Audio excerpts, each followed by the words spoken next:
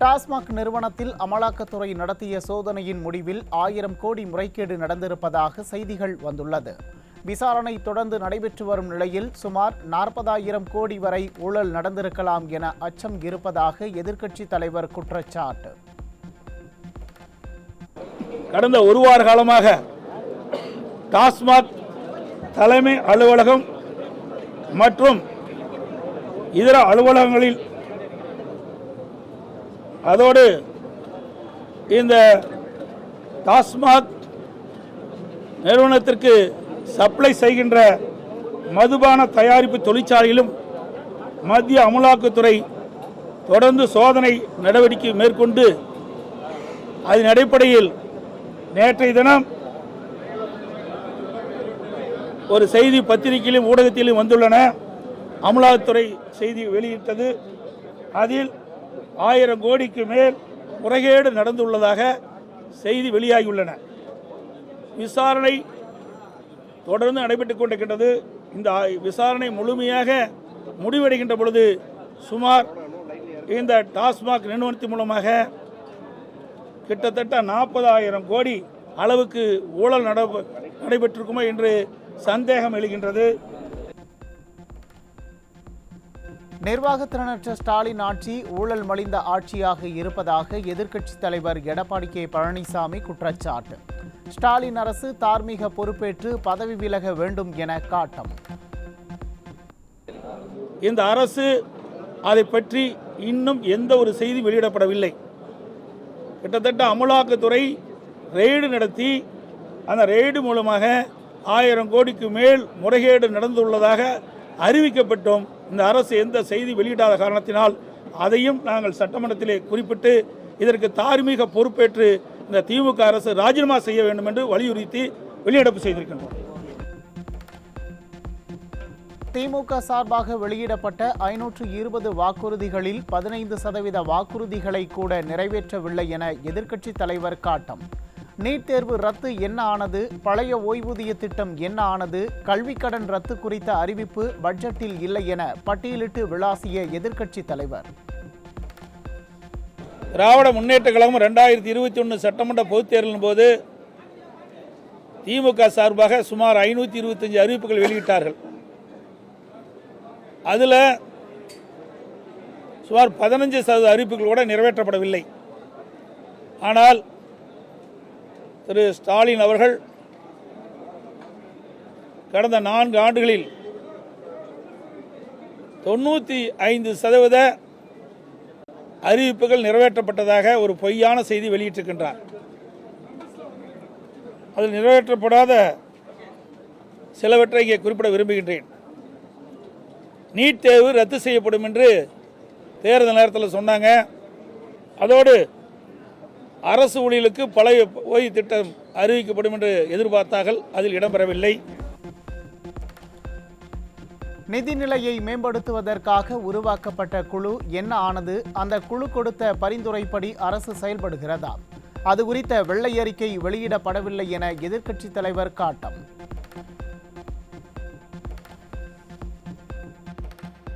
நிதி மேலாண்மை குழு ஒன்று அமைக்கப்படும் என்று தேர்தல் நேரத்தில் அவர்கள் அறிவித்தாங்க. நிதி மேலாண்மை நிபுணர் குழு அமைச்சாங்க. அந்த நிபுணர் குழு இதுவரைக்கும் என்ன அறிக்கை தாக்கல் செய்யப்பட்டிருக்கிறது, அந்த அறிக்கையின்படி இந்த அரசு செயல்பட்டதா என்ற வெள்ளை அறிக்கை இதுவரைக்கும் வெளியிடப்படவே இல்லை. இந்தியாவிலேயே அதிக கடன் வாங்கும் மாநிலமாக தமிழகத்தை மாற்றியதுதான் ஸ்டாலின் அரசின் சாதனை. 73 ஆண்டுகளில் தமிழகம் பெற்ற கடனை விட அதிக கடனை ஸ்டாலின் அரசு பெற்றுள்ளதாக எதிர்க்கட்சித் தலைவர் விமர்சனம். தமிழகத்தில் 73 ஆண்டு காலம் பல்வேறு கட்சிகள் ஆட்சி செய்திருக்கின்றன. இந்த 73 ஆண்டு காலமாக 2021 வரை 73 ஆண்டு காலம் பல்வேறு கட்சிகள் ஆட்சி புரிந்திருக்கின்றன. அதில் தமிழ்நாடு வாங்கிய கடன் 5,18,000 கோடி.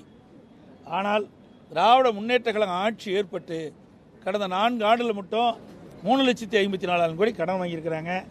இப்போ அந்த பட்ஜெட்டுடைய வரவு செலவு எங்களுக்கு கிடைக்கல. நாளை உங்களையெல்லாம் சந்திக்கின்ற பொழுது முழு விவரம் தெரிவிக்கப்படும். ஆனாலும் ஒவ்வொரு ஆண்டு கடன் வாங்குவதில் சளைத்தவர்கள் அல்ல என்பதை நிரூபித்துக் கொண்டிருக்கின்றார் இன்றைய முதலமைச்சர். கடந்த ஆண்டு கூட இந்தியாவிலேயே அதிக கடன் வாங்குவதில் முதல் மாநிலம் தமிழ்நாடு.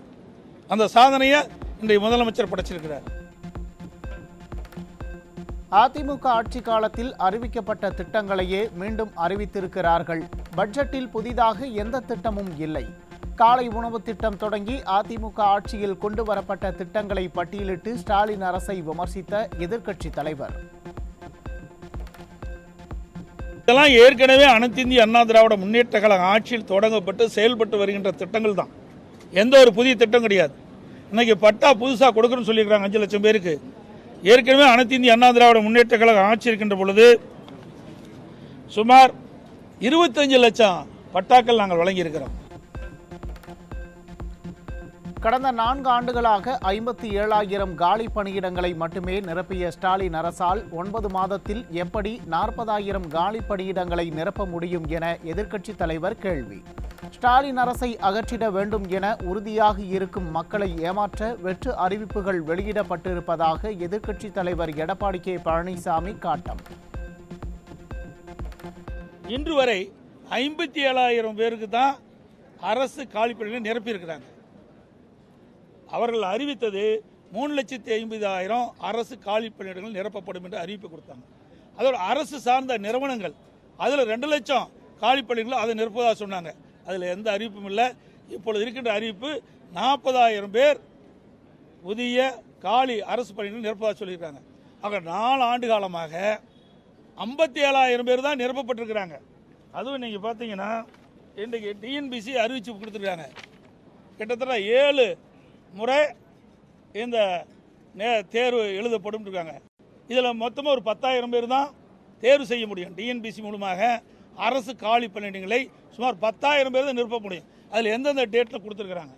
அப்படி இருக்கின்ற பொழுது எப்படி 40,000 காலி அரசு பணியில் நிரப்ப முடியும்? ஸ்டாலின் அரசின் வெற்று விளம்பர பட்ஜெட் அறிவிப்பை புறக்கணித்த பொதுமக்கள். தமிழகம் முழுவதும் 1000 இடங்களில் பல கோடி செலவு செய்து LED திரைகள் அமைக்கப்பட்ட நிலையில் அரங்குகள் வெறிச்சோடி காணப்படுவதால் மக்கள் வரிப்பணம் மொத்தமும் வீணானது.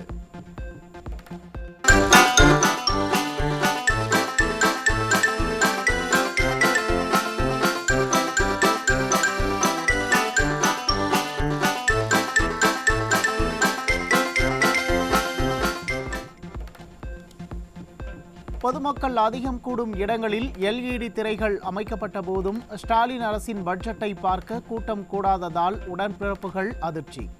எப்போதும் பரபரப்பாக இருக்கும் பேருந்து நிலையங்கள் காலியாக இருந்தது மக்கள் ஸ்டாலின் அரசை வெறுத்து விட்டார்கள் என்பதை உணர்த்தியுள்ளது.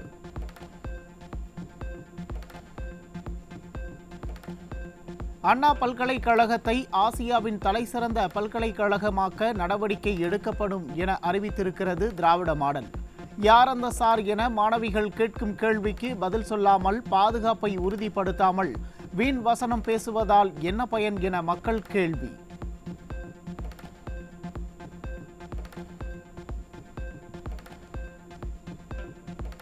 ஆயிரத்து 125 மின் பேருந்துகளையும் 3000 புதிய பேருந்துகளை வாங்க இருப்பதாக பட்ஜெட்டில் அறிவித்துள்ள திராவிட மாடல். முந்தைய பட்ஜெட்டில் அறிவிக்கப்பட்ட பேருந்துகள் கொள்முதல் செய்யப்பட்டு விட்டதா என கேள்வி எழுப்பும் மக்கள் வழக்கம் போல இதுவும் வெற்று அறிவிப்புதான் என வேதனை. டாஸ்மாக் தலைமை அலுவலகம் மற்றும் திமுகவினருக்கு சொந்தமான மதுபான நிறுவன அலுவலகங்களில் அமலாக்கத்துறை நடத்திய சோதனையில் வெளிவந்தது திராவிட மாடலின் மெகா ஊழல். தமிழ்நாட்டில் டாஸ்மாக் நிறுவனத்தில் ரூபாய் 1000 கோடிக்கு மேல் முறைகேடு நடந்திருப்பதாக அமலாக்கத்துறை தெரிவித்துள்ளது.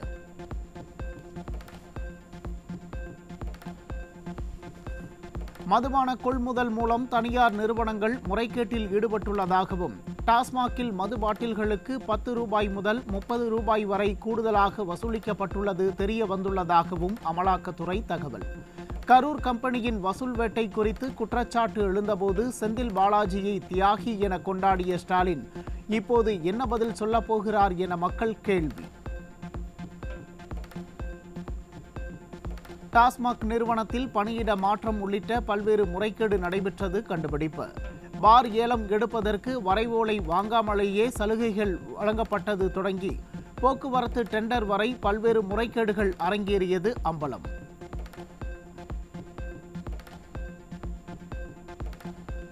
ஜிஎஸ்டி, பான், கேஒய்சி இல்லாதவர்களுக்கு டெண்டர் வழங்கிய திராவிட மாடல் டாஸ்மாக் நிர்வாகம். அமலாக்கத்துறை நடத்திய சோதனையில் டாஸ்மாகில் அரங்கேறிய விதவிதமான ஊழல்கள் அம்பலமானது. டாஸ்மாக் உயர் அதிகாரிகளுக்கும் மதுபான நிறுவனங்களுக்கும் தொடர்பு இருப்பதாக அமலாக்கத்துறை சோதனை முடிவில் பகீர் தகவல். மதுபான ஆலைகளில் இருந்து அதிக அளவில் மது பாட்டில்களை கொள்முதல் செய்ய முயற்சி நடந்ததாக தகவல். மதுபான நிறுவனங்கள் திட்டமிட்டு செலவுகளை உயர்த்தி காட்டியும் பாட்டிலிங் நிறுவனங்கள் மூலமாக போலியாக கொள்முதல் செய்வது போல கணக்கு காட்டியதும் அம்பலம். அனைத்து முறைகேடுகளும் வெளிவந்துள்ள நிலையில் பண மோசடி தடுப்புச் சட்டம் 2002 கீழ் கடுமையான நடவடிக்கை எடுக்கப்படுமா என மக்கள் கேள்வி. செந்தில் பாலாஜியை தியாகி என புகழ்ந்து புழல் சிறையில் இருந்து வழிநெடுகிலும் வரவேற்பு கொடுத்தது இதற்கு தானா முதல்வரே? தன்னைத்தானே புகழ்ந்து கொள்ளும் திராவிட மாடல் முதல்வர் டாஸ்மாக் மெகா ஊழல் குறித்து மௌனம் கலைக்க வேண்டும் என மக்கள் ஆத்திரம். தமிழகத்தில் பட்டியல் சமூக மக்களுக்கு எதிரான குற்றங்களை தடுக்க ஸ்டாலின் அரசு என்ன நடவடிக்கை எடுத்திருக்கிறது என விசிக துணை பொதுச் செயலாளர் கேள்வி. கூட்டணி கட்சியின் முக்கிய பிரமுகரே திராவிட மாடல் ஆட்சியில் குற்றவாளிகள் அறிவாலும் கத்தியாலும் வலம் வருவதாக கூறிய அவலம்.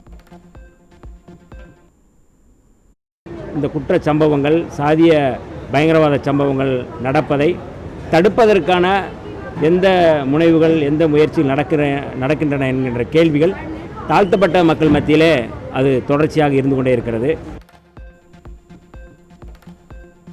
கிருஷ்ணகிரி மாவட்டம் ஹோசூர் அருகே 14 வயது சிறுமியை பாலியல் வன்கொடுமை செய்து கர்ப்பமாக்கியதாக வடமாநில இளைஞர் போக்சோவில் சிக்கினார். திராவிட மாடல் ஆட்சியில் அனுதினமும் அரங்கேறும் பாலியல் வன்கொடுமைகளால் சிறுமிகள் கதறி அழும் நிலையில் அப்பா என விளம்பரம் செய்பவர் எங்கே போனார் என மக்கள் கேள்வி. திருச்சியில் 4 வயது சிறுமிக்கு பாலியல் தொந்தரவு கொடுத்த 16 வயது சிறுவன் போக்சோவில் சிக்கினார். குழந்தைகளுக்கு கூட பாதுகாப்பு இல்லாத இந்த விடியா ஆட்சி எப்போது வீட்டுக்கு போகும் என பெற்றோர்கள் ஆத்திரம். தஞ்சாவூர் அருகே 3ஆம் வகுப்பு படிக்கும் சிறுமியை தனியாக அழைத்து சென்று பாலியல் தொல்லை கொடுத்த இளைஞர் போக்சோவில் சிக்கினார். போக்சோ வழக்குகள் அதிகரிப்பதை திராவிட மாடல் அரசு கண்டுகொள்ளாததால் குற்றவாளிகள் துணிச்சலுடன் குற்றச்சம்பவங்களில் ஈடுபடுவதாக மக்கள் வேதனை.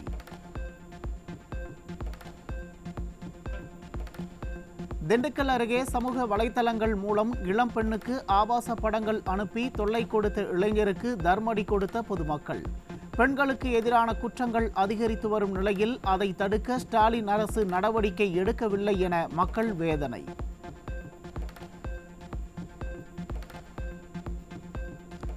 விருதுநகர் மாவட்டம் அருப்புக்கோட்டை அருகே அமரர் ஊர்தி ஓட்டுநரை கொலை செய்த சிஆர்பிஎஃப் வீரர் சிக்கினார். தமிழகத்தில் தினமும் கொலை நடக்கும் அளவிற்கு சட்டம் ஒழுங்கை சந்தி சிரிக்க வைத்ததுதான் திராவிட மாடலின் சாதனை என மக்கள் வேதனை. திமுக அமைச்சர் துரைமுருகனின் இல்லம் அருகே நடைபெற்ற துப்பாக்கிச்சூடு சம்பவத்தில் மதுபோதையில் துப்பாக்கிச்சூடு நடைபெற்றதாக கதை சொல்லும் திராவிட மாடல். கள்ள துப்பாக்கி வைத்து சுட்டுக் கொள்வது விளையாட்டு செய்தியா? சட்டம் ஒழுங்கு சீரழிந்து அசாதாரண சூழல் நிலவுவதை ஸ்டாலின் அரசு சாதாரணமாக கடந்து செல்வதாக மக்கள் விமர்சனம். சென்னை முகப்பேரில் மெத்தபெட்டமைன் கடத்தலில் ஈடுபட்ட 2 இளைஞர்கள் சிக்கினர். ஸ்டாலின் அரசின் ஏவல் துறை கஞ்சா புழக்கத்தை தடுக்க முடியாமல் கதை சொல்லி வரும் நிலையில் போதை வியாபாரிகள் மெத், கொக்கைன் என அடுத்தடுத்த கட்டத்திற்கு வியாபாரத்தை விரிவாக்கும் அவலம். சென்னை பெரம்பூர் பேருந்து நிலையத்தில் போதை மாத்திரைகளை கடத்தி வந்த இளைஞர்கள் சிக்கினர். போதையின் பாதையில் தமிழக இளைஞர்கள் சீரழியும் நிலையில் அப்பா என விளம்பரம் செய்ய திராவிட மாடலுக்கு எப்படி மனம் வருகிறது என மக்கள் ஆத்திரம்.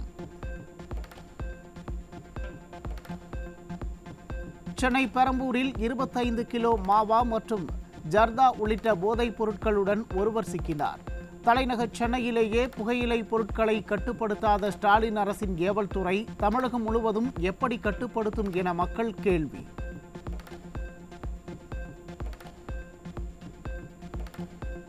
சென்னை சென்ட்ரல் ரயில் நிலையத்திற்கு 10 கிலோ கஞ்சாவுடன் வந்திறங்கிய இளைஞர் சிக்கினார்.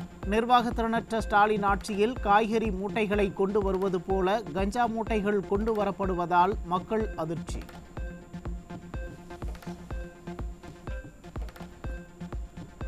திருப்பூர் மாவட்டம் பல்லடம் அருகே போதை ஊசிகள் மற்றும் மாத்திரைகளுடன் பொதுமக்கள் காவல் நிலையத்திற்கு புகார் அளிக்க வந்ததால் பரபரப்பு. போதைப்பொருள் புழக்கத்தை தடுக்க தவறிய ஸ்டாலினின் அரசுக்கு நூதன முறையில் பாடம் புகட்டிய கிராம மக்கள்.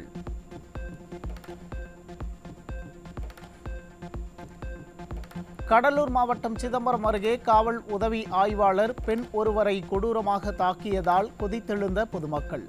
ஸ்டாலின் அரசின் ஏவல் துறை செய்யும் அராஜகத்தை கண்டு ஆத்திரமடைந்த மக்கள் காக்கி சட்டையை கழட்டி போட்டு வர சொல்லு பார்த்துக்கிறோம் என கொந்தளித்ததால் பரபரப்பு.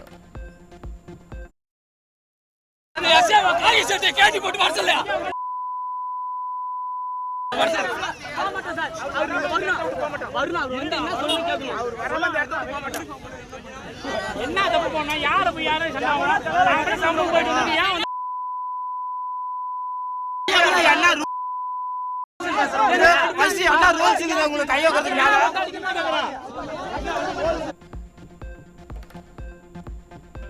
பள்ளி கல்வித்துறை முழு ஆண்டு இறுதித் தேர்வு அட்டவணையில் 2025 என்பதற்கு பதிலாக 2024 என ஆண்டை மாற்றி வெளியிட்டதால் ஆசிரியர்கள் குழப்பமடைந்தனர். தேர்வு குறித்த சுற்றறிக்கையில் ஆண்டை கூட கவனிக்காமல் வெளியிடும் அளவிற்கு பள்ளி கல்வித்துறை சிறப்பாக செயல்படுகிறது என மாணவர்கள் விமர்சனம்.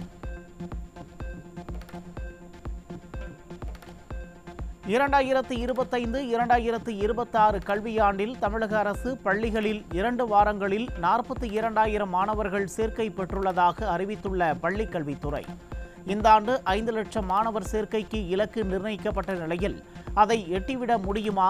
தனியார் பள்ளிகளை எவ்வளவு பேர் தேர்ந்தெடுத்திருக்கிறார்கள் என முழு விவரங்களை வெளியிட வேண்டும் என மக்கள் கோரிக்கை.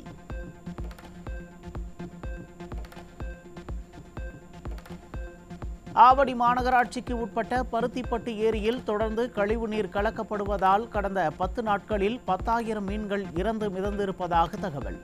அதிமுக ஆட்சியில் குடிமராமத்து பணிகள் சிறப்பாக நடந்ததை சுட்டிக்காட்டும் மக்கள், திராவிட மாடல் ஆட்சியில் கழிவுநீர் கலப்பதை கூட தடுக்காததால் நீர்நிலைகள் சீரழிந்திருப்பதாக வேதனை தெரிவிக்கின்றனர்.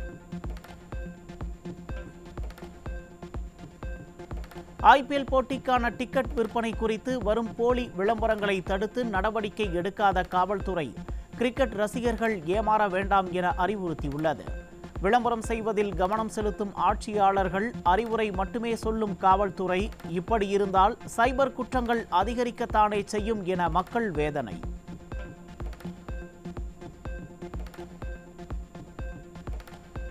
தென் சென்னையின் 36 வழித்தடங்களில் தனியார் மினி பஸ்களை இயக்க அனுமதி அளித்த திராவிட மாடல் அரசு, போக்குவரத்து தொழிலாளர்களின் கோரிக்கை, பொதுமக்களின் கண்டனம் என எதையும் கண்டுகொள்ளாமல் மெல்ல மெல்ல போக்குவரத்து துறையை ஸ்டாலின் அரசு தனியாருக்கு தாரை வார்ப்பதாக பொதுமக்கள் குற்றச்சாட்டு.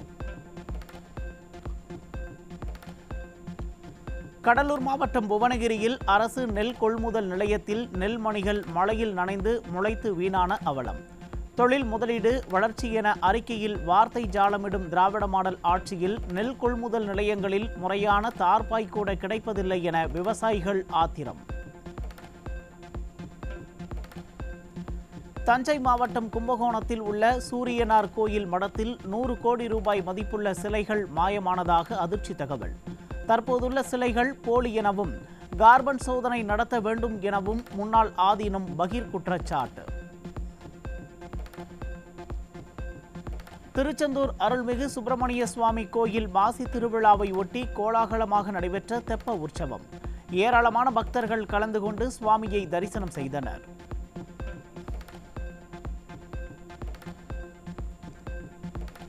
மாசி மாத பௌர்ணமியை முன்னிட்டு திருவண்ணாமலையில் மாலை முதலே பல்லாயிரக்கணக்கான பக்தர்கள் கிரிவலம் மேற்கொண்டனர். பல மணி நேரம் நீண்ட வரிசையில் காத்திருந்து சுவாமி தரிசனம் செய்தனர்.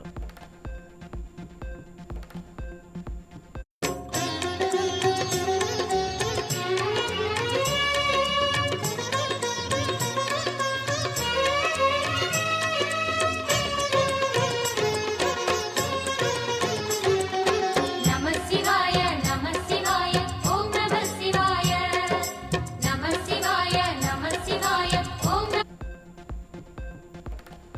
திருவண்ணாமலை ரயில் நிலையத்தில் அதீத கூட்ட நெரிசல் காரணமாக ரயில் ஏற முண்டியடித்த பொதுமக்கள். கும்பமேளா நிகழ்வில் பல உயிர்களை காவு குடித்த பிறகு ரயில்வே நிர்வாகம் இருக்கைகளின் எண்ணிக்கையை விட அதிக டிக்கெட் விற்பது ஏன் என மக்கள் கேள்வி.